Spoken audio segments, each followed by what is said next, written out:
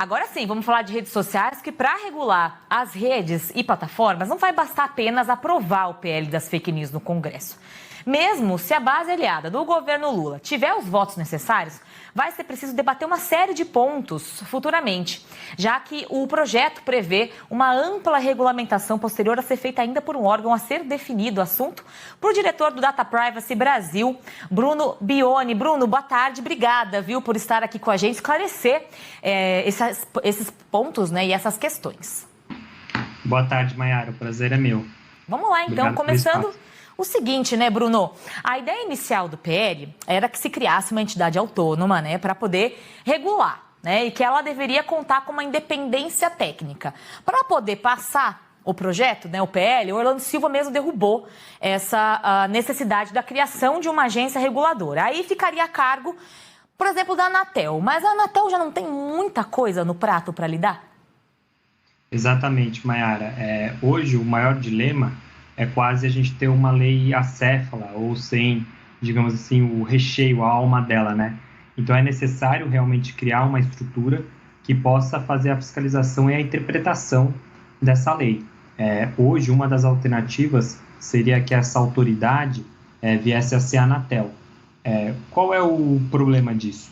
A Anatel ela foi criada dentro de uma expertise que não é essa que está sendo discutida agora nesse projeto de lei de fake news, né? Que é conciliar a liberdade de expressão, executar ou avaliar avaliações de impacto de risco sistêmico de como que essas plataformas operam, olhar para a perspectiva de auditorias que podem ser feitas em cima dessas plataformas e várias outras coisas mencionadas nesse projeto de lei. Então, hoje, uma outra alternativa também que se coloca é colocar de pé um sistema de fiscalização, onde a Anatel, sim, pode fazer parte, mas ao lado da Autoridade Nacional de Proteção de Dados Pessoais, por que não o próprio CAD, Conselho de Concorrência, e tem algumas coisas importantes de inovação. É um modelo que é, inclusive, parecido com o Decreto de Regulamentação do Marco Civil da Internet, criado em 2016. Mas, naquele momento, não havia a indicação de quem faria a coordenação dessa fiscalização. Então, hoje a gente também tem essa oportunidade de corrigir essa rota que lá em 2016 não foi tão bem coordenada, ou pelo menos desenhada. Você falou ali da NDP também, né, e a reunião de vários órgãos fazendo essa regulação. Colocar alguém do Ministério, colocar um órgão do Ministério para fazer essa regulação também seria danoso, né? Por isso que é tão importante a gente pensar numa autoridade, numa autarquia. Porque uma autarquia ela vai evitar, inclusive, o que é alvo de crítica por parte da bancada no parlamento que está criticando a criação dessa autoridade, que é evitar um Ministério da Verdade, ou até mesmo, se me permite o termo, um puxadinho da verdade. Por quê? Porque ao criar essa autoridade ou designar isso para uma agência reguladora, você tem um modelo jurídico que garante independência funcional, técnica e orçamentária. Isso, então, vai permitir que a gente possa colocar de pé uma estrutura que ela não seja capturada politicamente e também economicamente. Hoje, uma das grandes críticas que se faz justamente com relação à Anatel é se ao longo de toda a história da vida institucional dela, ela foi uma autoridade totalmente independente e que não cedeu às pressões econômicas do setor que ela hoje regula. E a Anatel, como eu já mencionei, que é a Agência Nacional de Telecomunicações, ela mira num setor econômico muito específico, né? Que é esse de provisão de conexão, né? De telecomunicações. Então, ela olha prioritariamente para aquilo que a gente chama de falhas de mercado. Aquela concessionária passou a fibra ótica onde ela deveria passar, aquela concessionária presta um serviço de conexão de internet adequado, mas hoje o que está nesse projeto de lei é muito mais complexo do que isso. Como mencionei, além de corrigir falhas de mercado, é materializar um direito fundamental, que é o da liberdade de expressão.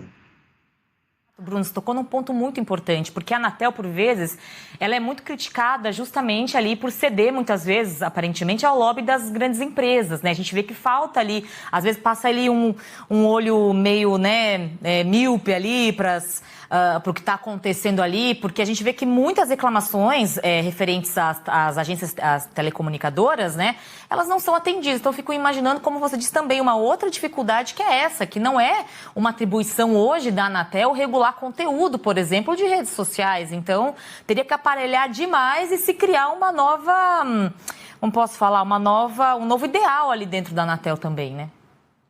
É mais ou menos nessa linha, Mayara. Por isso que a gente tem também uma oportunidade única de, designando isso para a Anatel, ou dentro de um sistema onde que pode, inclusive, contar com a Autoridade Nacional de Proteção de Dados Pessoais, a ANPD, ou qualquer outra autoridade, a história nos ensina como que essas autarquias também estão sujeitas a esse tipo de captura, né, que a gente chama de captura econômica.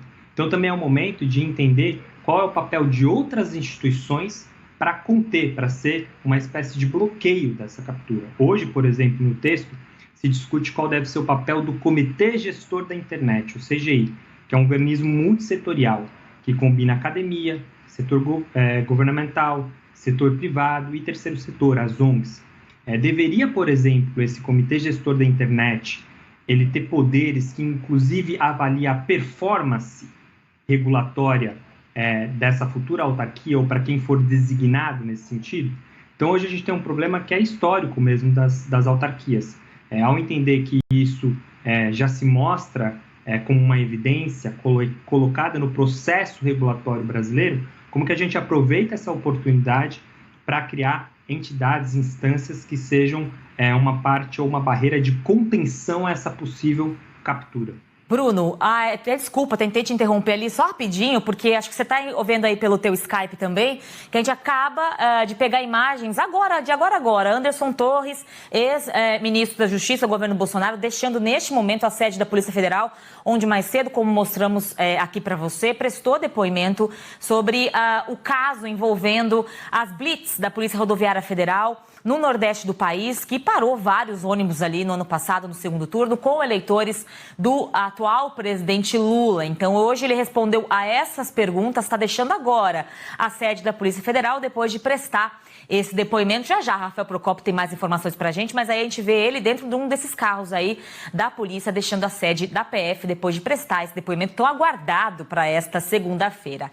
Bruno, desculpa, continuando aqui a nossa discussão, né, sobre o PL das fake news, você acha que o projeto desidratou um pouco? Porque, de início, a gente tinha ali uma boa parte da Câmara apoiando, né, o projeto das fake news. De repente, a extrema-direita ali, com o lobby das plataformas, de certa forma, acabou derrubando, né, a urgência. Ele acabou não sendo votado com urgência.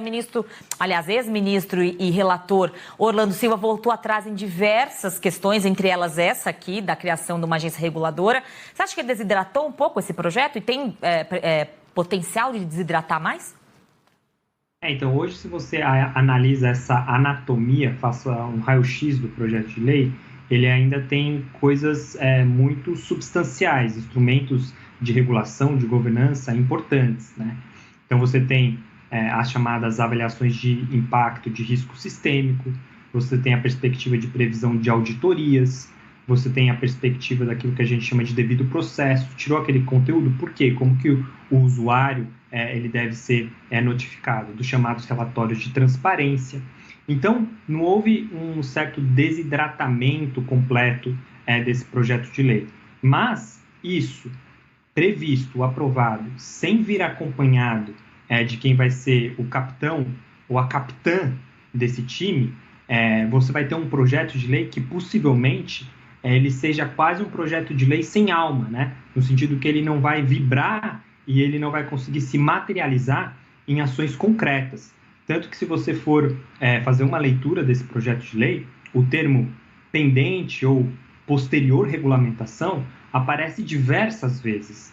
Então, no frigir dos ovos, ainda falta esse recheio da proposta de regulação. E esse recheio é justamente esse órgão regulador ou esse sistema de órgãos reguladores que possam fazer essa lei pegar no jargão e numa maneira mais coloquial para falar para a audiência.